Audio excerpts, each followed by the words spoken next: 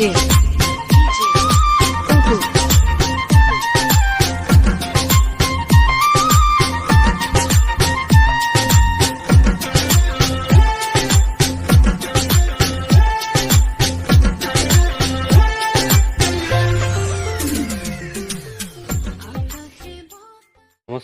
অসমবাসী সকলোকে নমস্কাৰ।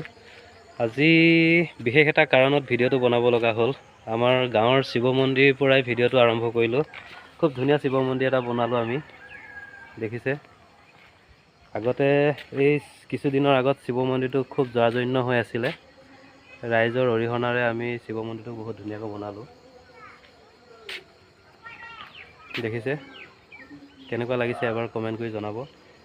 বিশেষ কাৰণটো হ'ল কি, মিছেছে নতুন এটা ব্যৱসায় আৰম্ভ কৰিছে, চাদৰ মেখেলা। মই দেখাই আছোঁ কাপোৰসমূহ।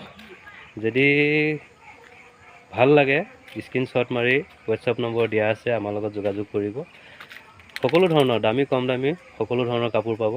ননী কটন পাব, কেঁচা কটন, কেঁচা পাতৰ ননী কটন, মিক্স পাট, পলি পাট, বোৱা ছেট, মাটিশালত বোৱা সকলো ধৰণৰ কাপোৰ পাব। যোগাযোগ কৰিব, স্ক্ৰীনত নম্বৰ দিয়া আছে।